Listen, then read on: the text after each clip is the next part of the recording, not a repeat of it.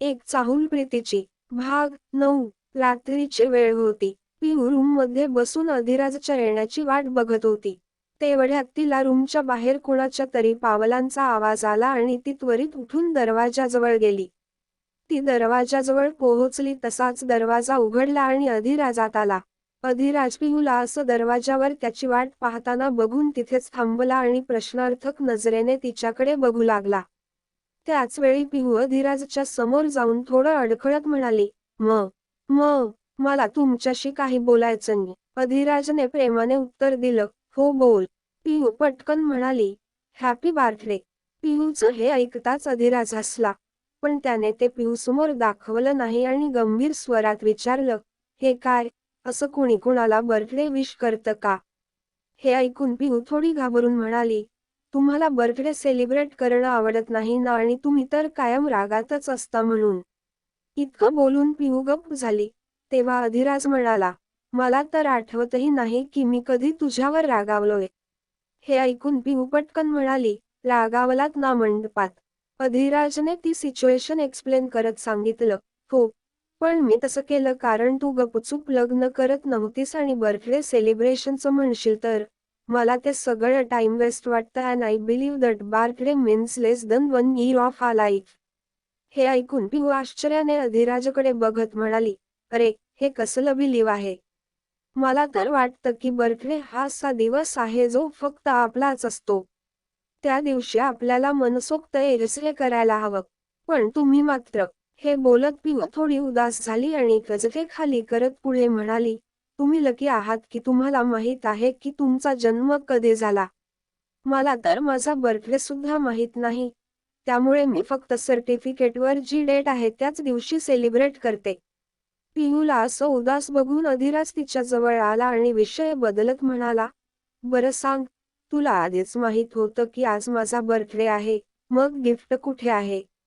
अधिराजचं बोलणं ऐकून पिहू आनंदित होत म्हणाली, तुम्ही 1 मिनिट थांबा, मी लगेच घेऊन येते. हे बोलून ती तिथून पळत किचनकडे गेली. तिला असं पळत जाताना पाहून अधिराज हसू लागला. पिहूने किचनमध्ये जाऊन फ्रीझरमधून केक काढला. पण केकवर थोडासा बर्फ साचला होता. तिने तो नाईफने काढला आणि केक घेऊन रूममध्ये आली आणि समोर ठेवलेल्या टेबलवर ठेवला. तेवढ्यात अधिराजने केक बघत विचारलं, हे माझं गिफ्ट आहे का? पिहू पटकन म्हणाली, हो, मी स्वतःच्या हातांनी बनवला आहे. हे ऐकून अधिराज हसत म्हणाला, ठीक आहे, तर चल लवकर कट करूया.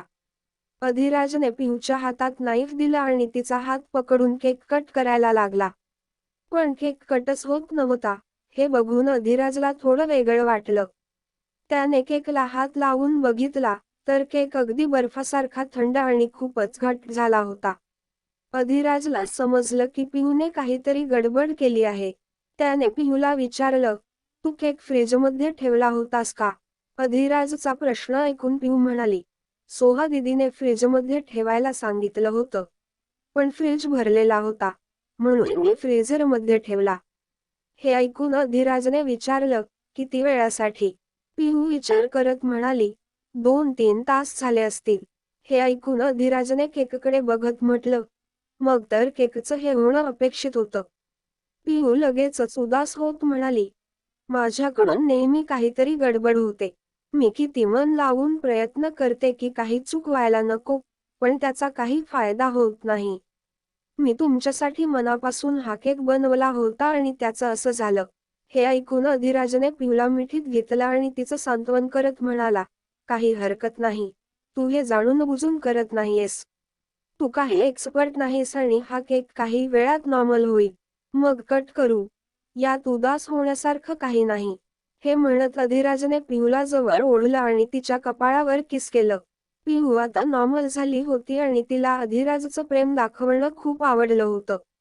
ती मनातच म्हणाली, किती छान आहेत हे आणि मी मात्र यांना उगाच घाबरत होते. तेवढ्यात अधिराज तिला सोडून म्हणाला, मी चेंज करून येतो. तोपर्यंत केक नॉर्मल होऊ दे. पिहूने मान हलवली आणि अधिराज तिथून निघून गेला. अधिराज गेल्यानंतर पिहूने सोहाला कॉल केला आणि सगळ्या झालेल्या गोष्टी तिला सांगितल्या. सोहासोबत अनुष्काही होती आणि कॉल स्पीकरवर होता. पिहूच्या सगळ्या गोष्टी ऐकून अनुष्का जोरात हसू लागली. तेव्हा सोहा तिला चूप करत पिहूला म्हणाली, पिहू तुला सांगितलं होतं ना केक फ्रीजमध्ये ठेवायला, थंड होण्यासाठी. हे ऐकून पिहू म्हणाली, हो, पण फ्रीज भरला होता, म्हणून मी फ्रीझरमध्ये ठेवला. त्यासाठी तर काहीतरी सांगायला हवं होतं ना. हे ऐकून सोहा म्हणाली, अरे हे तर कॉमन सेन्सचं आहे, याबद्दल मी काय सांगणार. पिहू ताबडतोब उत्तर देत म्हणाली, मला कसं काय कळणार दी, मी आधी कधी असं काही ठेवलेलं असतं तर कळलं असतं ना. पिहूचं ऐकून सोहा विचारलं, अरे, शाळेत तरी सायन्समध्ये शिकलेली असशील ना. हे ऐकून पिहू पटकन म्हणाली, मी सायन्स फक्त 10वी पर्यंतच शिकली होती. तेवढेच की पास होऊ शकू. सोहाने पिहूला विचारलं, पण तू एक स्कॉलर स्टुडंट आहेस ना. तेव्हा पिहू तिला समजावत म्हणाली, स्कॉलरशिप तर मला स्पोर्ट्स कोटावरून मिळाली, नाहीतर माझे मार्क्स बघून कॉलेजच्या गेटमधून बाहेरच टाकलं असतं. पिहूचं ऐकून सोहा हसणं कंट्रोल करत म्हणाली, बरं बरं, बोलण्यात तर तुझ्याशी कुणी जिंकू शकत नाही. आता केक असाच ठेव, तो काही वेळात नॉर्मल होईल. हे ऐकताच पिहूचं ओके ऐकून सोहाने कॉल कट केला. त्याच वेळी अधिराज फ्रेश होऊन आला. त्यावेळी तो आणि टी शर्टमध्ये होता आणि त्याचे केस फुलले होते. तो इतका हँडसम दिसत होता की अधिराजला बघून पिहू त्याच्याकडे बघतच राहिली. तसंच अधिराजने पिहूच्या जवळ येऊन तिच्या फेस समोर चुटकी वाजवली. तेव्हा पिहूला होश आला आणि तिने आपली नजर खाली केली. तेव्हा अधिराज मुस्कुरात पिहूला म्हणाला, आय थिंक आता केक नॉर्मल झाला असेल. जास्त नाही तर कापता येईल एवढा तरी झाला असेल. चल कट करू. हे बोलून अधिराजने पुन्हा पिहूला नाईफ दिला आणि तिचा हात पकडून केक कट करायला लागला. त्यानंतर अधिराजने पिहूला केक खायला दिला आणि मग पिहूनेही अधिराजला केक खाऊ घातला. तेव्हा पिहू आपली तारीफ ऐकण्यासाठी अधिराजकडे पाहू लागली. हे पाहून अधिराजला सगळं समजलं, म्हणून तो पिहूच्या गालावर किस करत प्रेमाने म्हणाला, बिलकुल इतकाच टेस्टी आहे केक. अधिराजच्या तोंडून असं ऐकून पिहू हैराणीने त्याच्याकडे पाहू लागली. मग पटकन तिने आपली नजर खाली केली. हे पाहून अधिराज हसला. पिहूला आपल्या मिठीत उचलून बेडकडे घेऊन गेला. दुसऱ्या दिवशी सकाळ नेहमीप्रमाणे पिहू घोडे विकून झोपलेली होती आणि अधिराज आधीच उठून तयार झाला होता. तयार होऊन अधिराज पिहूला उठवण्याचा प्रयत्न करू लागला पण ती उठलीच नाही. मग अधिराज तिला उचलून बाथरूममध्ये घेऊन गेला आणि तिथे जाऊन तिला पाण्याने भरलेल्या बाथटबमध्ये ठेवून दिलं. बाथटबमध्ये जाताच पिहू हडबडून उठली आणि इकडे तिकडे बघू लागली. जेव्हा तिने आपल्या समोर अधिराजला पाहिलं, तेव्हा तिने थोडा रागाने विचारलं, हे काय आहे? असं कोणाला उठवतात का? हे ऐकून अधिराज म्हणाला, मी तुला कालच सांगितलं होतं की वेळेवर उठायची सवय लावून घे, नाहीतर तुला बाथटबमध्ये फेकून देईन. अधिराजचं बोलणं ऐकून पिहूने थोडा रागावून विचारलं, पण इतक्या लवकर उठायचंय का? अधिराजने उत्तर देत सांगितलं, तू विसरलीस का? तुझं आजपासून कॉलेज सुरू होतंय, तुला कॉलेजला जायचं नाही का? अधिराजचं बोलणं ऐकून पिहू तोंड वाकडं करत म्हणाली, कॉलेज. अधिराज थोड्या उंच आवाजात म्हणाला, हो कॉलेज. आता लवकर तयार हो जा. जास्त वेळ नाहीये तुझ्याकडे. हे म्हणताच अधिराज बाथरूममधून बाहेर गेला. आणि पिहू स्वतःशीच बडबडत म्हणाली, हा खरंच डेव्हिल आहे. त्याच्यात दया नावाची काहीच गोष्ट नाहीये. इतक्या सकाळी एखाद्या मासूम मुलीला बाथटबमध्ये फेकणं योग्य आहे का बरं? काही वेळाने पिहू बाथरूममधूनच डोकावून बाहेर पाहू लागली. तिला अधिराज सोफ्यावर बसलेला दिसला. त्यामुळे पिहू तिथूनच ओरडली, ऐका ना, रूमच्या बाहेर जा तुम्ही. पिहूचं बोलणं ऐकून अधिराज तिच्याकडे पाहू लागला, तर त्याला फक्त पिहूचं छोटंसं डोकं बाहेर आलेलं दिसलं. पिहूला असं पाहून अधिराजने विचारलं, का? मी बाहेर का जाऊ? पिहूने हळू आवाजात उत्तर दिलं, कारण तुम्ही मला असंच बाथरूममध्ये आणून ठेवलं. मी माझे कपडे घेऊन आलेली नाही. तुम्ही रूमच्या बाहेर जा, मला बदलायचं आहे. हे ऐकून अधिराज तिला थोडं चिडवत म्हणाला, का मी का जाऊ? आता तर आपलं लग्न झालं आहे. त्यामुळे मी इथे राहू शकतो. पिहूने थोडा रागात विचारलं, म्हणजे तुम्ही बाहेर जाणार नाही?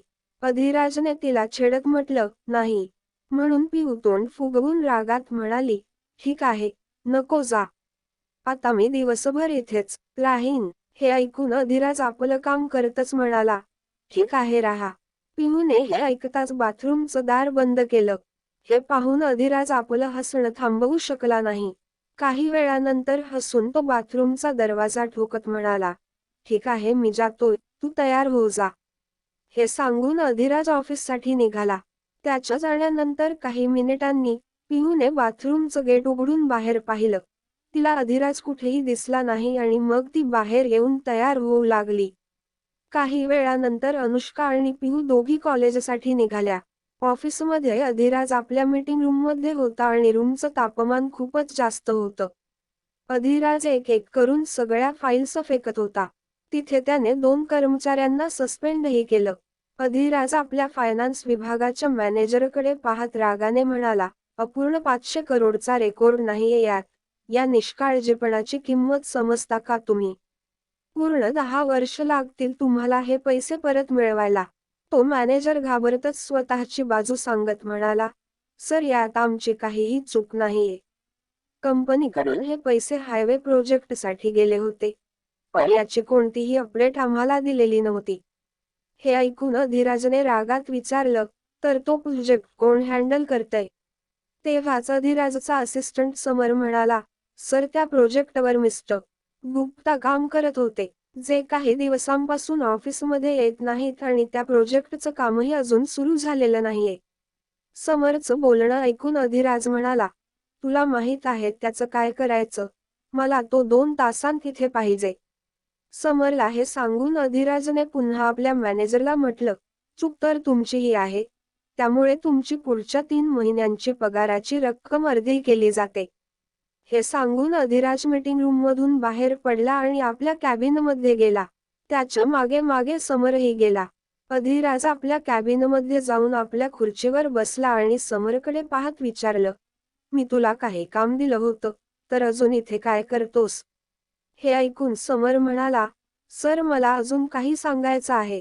अधिराज त्याच्याकडे न बघता म्हणाला, काय सांगायचं आहे? लवकर सांग. समरने बोलायला सुरुवात करत विचारलं, सर निहारिकाचं काय करायचं? ती तुमच्याशी कॉन्टॅक्ट साधण्याचा प्रयत्न करत आहे. हे ऐकून अधिराज म्हणाला, करायचं काय त्यात? त्या फोटोंना लीक करून टाक. ती आपोआप शांत होईल. समरने एकदा पुन्हा कन्फर्म करण्यासाठी विचारलं, सर असं करणं ठीक राहील का? अधिराजने थोडं थांबून उत्तर दिलं, ती स्वतःच चालत आली आहे दगडावर डोकं आपटायला. तर डोकं तर तिचंच फुटणार ना आणि वेदना तीच सहन करेल. राहता राहिला मी, तर अधिराज देशमुखला या पूर्ण जगात फक्त एका व्यक्तीची फिकर आहे, त्याशिवाय मला कोणाशी काही देणं घेणं नाही. हे सांगून अधिराजने पिहूचा फोटो पाहिला, जो त्याने आपल्या डेस्कवर ठेवला होता आणि मनाशीच बोलला, मानलं की तू एक व्यक्ती आहेस या जगासाठी, पण तू एका व्यक्तीसाठी त्याचं संपूर्ण जग आहेस. कॉलेजमध्ये पिहू आणि अनुष्काचे 2 लेक्चर संपले होते. तेव्हाच पिहू अनुष्काला म्हणाली, अनुष्का चल ड्रामा क्लबमध्ये ऑडिशन देण्यासाठी जाऊ. अनुष्काने कंटाळून विचारलं, अगं तुला काय एवढं ऍक्टिंगचं भूत लागलंय? तुला चांगलं माहितीये ना मला असले काहीही शौक नाहीत. हे ऐकून पिहूने उत्तर दिलं, हो माहिती आहे मला. खरं सांगायचं तर तुला ऍक्टिंगची आवड कशी असणार? रिअल लाईफमध्येच तू इतकी ऍक्टिंग करतेस की पडद्यावर काहीच उरत नाही. हे म्हणत पिहू हसू लागली. तर अनुष्का रागाने म्हणाली, झालं का तुझं? पिहूने हसू आवरत म्हणाली, अच्छा ठीक आहे. तू रागावू नकोस आणि तू ऑडिशनही देऊ नकोस. एक काम कर, तू सरळ प्रोडक्शन जॉईन कर. अनुष्काने थोडा विचार करून उत्तर दिलं, चल ठीक आहे आणि तसंही आता तिथली डायरेक्टर ती फॅटी आहे. पिहूने फुल कॉन्फिडन्सने म्हणाली, म्हणूनच म्हणत आहे ना, आपलं सिलेक्शन नक्की होईल आणि एक्स्ट्रा ॲक्टिव्हिटीजमध्ये भाग घेतला तर आपल्याला ती बोरिंग क्लासेस अटेंड कराव्या लागणार नाहीत. पिहूचं बोलणं ऐकून अनुष्का तिच्यासोबत जाण्यासाठी खेळ झाली आणि दोघी ड्रामा क्लबकडे गेल्या. ड्रामा क्लब इथे खूप सारे स्टुडंट ऑडिशन द्यायला आले होते. तेव्हा पिहूचं लक्ष सोहावर गेलं आणि पिहूने तिच्याकडे जाऊन विचारलं, दी अजून कोणत्या ऑडिशन चालू आहे? सोहाने तिला सगळ्या डिटेल्स सांगत म्हटलं, प्रिन्सिपल सरने सांगितलं की रामायणच्या तयारीसाठी ऑडिशन घेण्यात येईल, कारण रामनवमी येत आहे ना आणि मला ही आयडिया खूप आवडली. म्हणून त्याचं ऑडिशन चालू आहे. तेव्हाच तिथे अनुष्का आणि पियूचा एक मित्र करण आला आणि तो त्यांना पाहून म्हणाला, काय बात आहे. रामायण प्ले होणार आहे. मग मी पण यात भाग घेईन. हे ऐकून अनुष्का पटकन म्हणाली, हो हे चांगलंच आहे. तू रावण बन. अनुष्काच्या बोलण्याला चिडवत करण पण म्हणाला, हो आणि तू ताडका बन. हे ऐकून अनुष्का ऍक्टिंग करत म्हणाली, अरे मी तुला रावण बनवत आहे आणि तू मला ताडका. कमीत कमी शूर्पणखा तरी बनवलं असतं. अनुष्का बोलत होती तेव्हा सोहनने त्यांना मध्येच थांबवत म्हटलं, चूप करा तुम्ही दोघं. ज्याला जे रोल करायचं आहे त्याचं ऑडिशन आधी द्या. हे ऐकून अनुष्काने उत्तर दिलं, मी ऍक्टिंग करायला इथे नाही आले. प्रोडक्शनला जॉईन करायला आले. ऍक्टिंगसाठी तर पिहू आली आहे. अनुष्काचं बोलणं ऐकून सोहाने पिहूला विचारलं, पिहू तू कोणत्या रोलसाठी ऑडिशन देणार आहेस? पिहूने थोडं विचार करून म्हटलं, मी सीतामाताच्या रोलसाठी ऑडिशन देईन. पिहूचं बोलणं ऐकताच करण लगेच म्हणाला, मग मी रामजीच्या रोलसाठी ऑडिशन देईन. हे ऐकून पिहू करणला वरून खाली बघत म्हणाली, तू रामजी बनशील. तुला तर कोणी अंगदची पूछ पण नाही बनवणार. पिहूचं बोलणं ऐकून अनुष्का जोरात हसत म्हणाली, हे बोललीस ना माझ्या मैत्रिणीसारखी. शेवटी तू माझा बदला घेतलासच. हे म्हणत दोघींनी हायफाय केला आणि तिथेच सोहा सर्वांना त्यांच्या रोलनुसार स्क्रिप्ट देऊ लागली आणि मग सर्व स्टुडंट्स तयारीला लागले. अधिराज आणि पिहूच्या वाढत्या जवळीकी त्यांच्या लग्नाच्या नात्याला नवं वळण देतील. पिहू सीता माताच्या रोलसाठी सिलेक्ट होईल का? आणि निहारिकाच्या त्या फोटोजमध्ये काय आहे, जे अधिराज व्हायरल करणार आहे? जाणून घ्यायला वाचत रहा. एक चाहूल प्रीतीची. To be continued. व्हिडिओ आवडला असेल तर लाईक करा, शेअर करा आणि चॅनेलला सबस्क्राईब करून बाजूची घंटी नक्की दाबा. धन्यवाद.